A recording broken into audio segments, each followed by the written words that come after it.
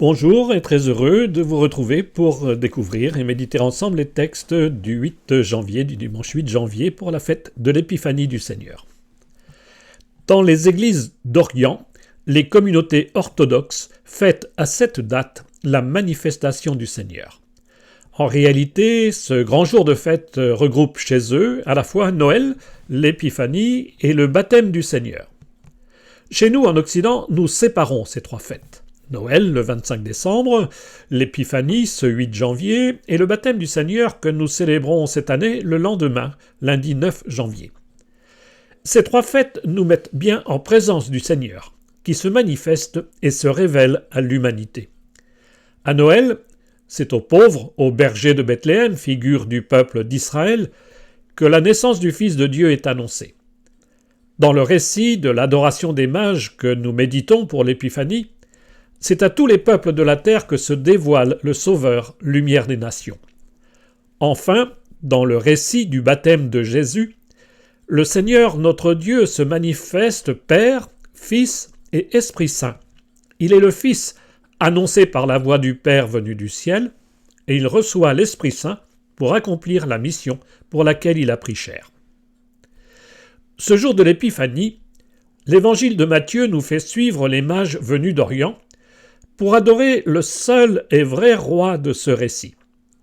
Avant cela, nous écouterons dans le livre d'Isaïe la vision d'un prophète qui voit affluer à Jérusalem des pèlerins venus du monde entier.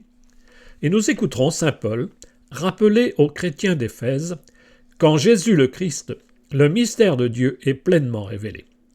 Mais que cache donc ce mot mystère que nous entendons si souvent le dimanche? Commençons donc par la première lecture. Les derniers chapitres du livre d'Isaïe rassemblent les paroles d'un prophète qui intervient quelques années après le retour de l'exil à Babylone, peut-être vers 515 avant Jésus-Christ. Alors que la vie religieuse a du mal à se réorganiser, la vision est étonnante. Non seulement le peuple de Dieu retrouve sa foi et son dynamisme autour du temple à peine reconstruit, mais ce sont ici toutes les nations de la terre qui vont reconnaître Jérusalem comme la ville du seul et vrai Dieu, et tous accourent en pèlerinage pour adorer le Dieu d'Israël. Cette première lecture est donc extraite du livre d'Isaïe, au chapitre 60, les versets 1 à 6.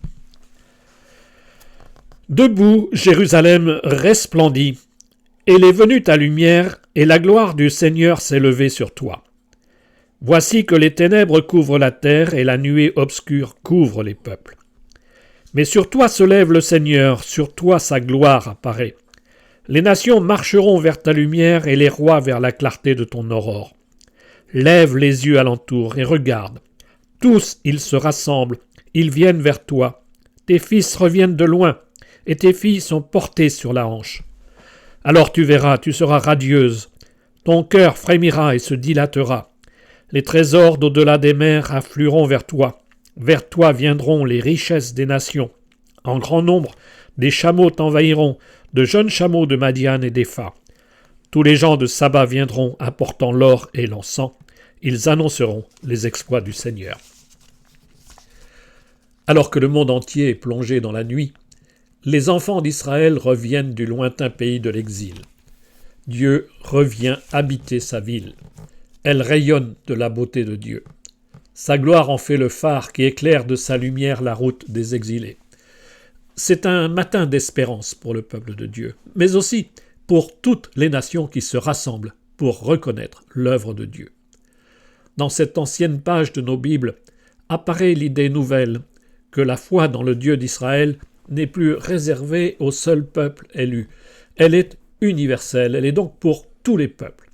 Le récit de Matthieu dans l'Évangile reprend ce dimanche la vision transmise par le livre d'Isaïe. La présence et la gloire de Dieu se révèlent en cet enfant que tous peuvent adorer, car il est la lumière du monde. Découvrons maintenant la deuxième lecture de ce dimanche. Le bref texte de la lettre aux Éphésiens que nous écoutons en deuxième lecture utilise une expression qu'on ne trouve que chez Paul. Ce mot-clé, c'est mystère. Dans le langage courant, ce qui est mystérieux, c'est ce qui est caché et incompréhensible. Et voilà que Paul écrit aux Éphésiens pour leur dire qu'il a reçu l'inestimable cadeau de Dieu de connaître le mystère. Essayons de saisir à notre tour ce que Paul veut nous dire.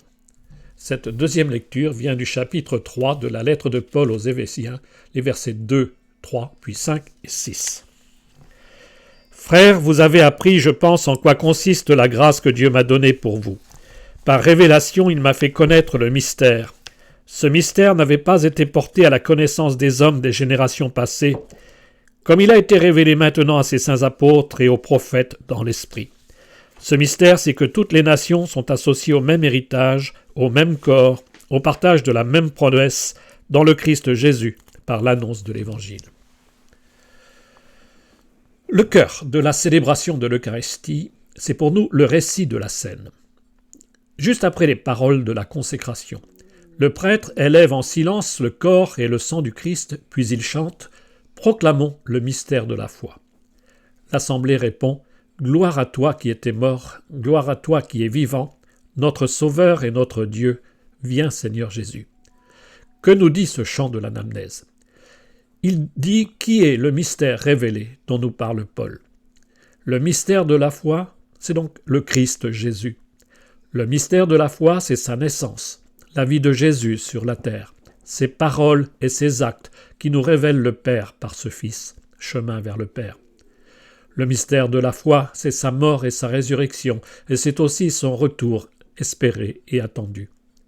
Le mystère n'est pas un secret caché et inaccessible, voire révélé seulement à quelques initiés. Par Jésus, Dieu s'est mis à portée de tous.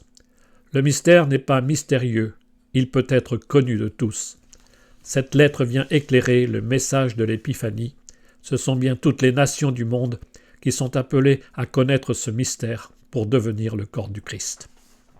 Et écoutons enfin l'Évangile de ce dimanche. Comme chaque année, nous écoutons chez saint Matthieu le récit de l'adoration des mages. Matthieu ne raconte pas comme Luc la naissance de Jésus. Un seul verset résume et confirme le récit entendu le jour de Noël. Et seul Matthieu raconte cette visite étrange de mages venus d'Orient pour adorer le roi des Juifs qui vient de naître et dont ils ont vu l'étoile se lever. Nous écoutons ce récit de l'adoration des mages chez saint Matthieu, chapitre 2, versets 1 à 12. Jésus était né à Bethléem en Judée au temps du roi Hérode le Grand. En voici que des mages venus d'Orient arrivèrent à Jérusalem et demandèrent « Où est le roi des Juifs qui vient de naître ? Nous avons vu son étoile à l'Orient et nous sommes venus nous prosterner devant lui. » En apprenant cela, le roi Hérode fut bouleversé et tout Jérusalem avec lui. Il réunit tous les grands prêtres et les scribes du peuple pour leur demander où devait naître le Christ. Ils lui répondirent « À Bethléem en Judée, car voici ce qui est écrit par le prophète. Et toi, Bethléem, terre de Juda, tu n'es certes pas le dernier parmi les chefs-lieux de Juda, car de toi sortira un chef, qui sera le berger de mon peuple Israël. » Alors Hérode convoqua les mages en secret pour leur faire préciser à quelle date l'étoile était apparue. Puis il les envoya à Bethléem en leur disant « Allez vous renseigner avec précision sur l'enfant, et quand vous l'aurez trouvé, venez me l'annoncer pour que j'aille moi aussi me prosterner devant lui. » Après avoir entendu le roi, ils partirent. Et voici que l'étoile qu'ils avaient vue à l'Orient les précédait jusqu'à ce qu'elle vienne s'arrêter au-dessus de l'endroit où se trouvait l'enfant. Quand ils virent l'étoile, ils se réjouirent d'une très grande joie. Ils entrèrent dans la maison, ils virent l'enfant avec Marie, sa mère, et tombant à ses pieds, ils se prosternèrent devant lui. Ils ouvrirent leur coffret et lui offrirent leurs présents, de l'or, de l'encens et de la myrrhe. Mais, avertis en songe de ne pas retourner chez Hérode, ils regagnèrent leur pays par un autre chemin. Qui sont donc ces mages venus d'Orient ? Surtout pas des rois. L'imagerie populaire parle bien de rois mages où on partage la galette des rois. Et dans l'Ancien Testament, les mages sont plutôt des personnages ambigus, des magiciens qui trompent les gens. La tradition a fait des mages de cet évangile des astrologues de l'époque. Mais cherchons plutôt à saisir le symbole. Ces mages, c'est nous. C'est nous qui sommes à notre manière, ces voyageurs perdus dans la nuit, qui cherchent Dieu, qui se mettent en route attirés par une lumière qui nous conduit vers la vérité. En revanche, il y a bien dans ce récit deux rois que tout oppose. D'un côté Hérode le Grand, un prince sanguinaire imposé en Palestine par les Romains. C'est lui qui a entrepris la construction du gigantesque temple de Jérusalem. Et de l'autre, il y a cet enfant, pauvre, mais enfant royal, annoncé par le prophète Michée. « Et toi, Bethléem » c'est au chapitre 5, verset 1 du livre de Michée. Les autorités religieuses savent bien tout cela, mais ni eux, ni Hérode ne viendront reconnaître en Jésus l'enfant de la promesse. Leur aveuglement annonce le drame de la passion, le rejet et la condamnation de Jésus. La menace plane déjà sur cet enfant. Nous avons vu son étoile. Le récit de Matthieu s'appuie sur les visions d'un prophète étrange, Balaam, qu'on rencontre dans le livre des Nombres. L'une de ces visions va nourrir l'attente d'un Messie royal. Je cite le livre des Nombres, chapitre 24, verset 17. Un astre se lève, issu de Jacob. Un sceptre se dresse, issu d'Israël. L'étoile de l'ancienne prophétie n'est pas dans le ciel, mais elle est cet enfant royal lui-même, lumière des nations. Les mages offrent au roi leurs cadeaux. L'or et l'encens de la première lecture. S'y ajoute la myrrhe, une résine aromatique produite par le balsamier qui servait en Orient pour embaumer les morts.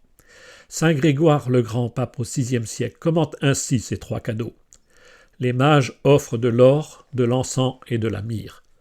Par leur présent mystique, les mages proclament donc celui qu'ils adorent. L'or indique un roi, l'encens un dieu, la myrrhe un homme mortel. Les mages, c'est nous. L'or, c'est notre vie, toutes les richesses spirituelles et humaines que nous offrons au Christ roi. L'encens, c'est l'esprit d'adoration que nous offrons au Fils de Dieu dans nos prières. La myrrhe, c'est la bonne odeur de l'espérance que nous offrons en reconnaissance à celui qui a donné sa vie pour nous.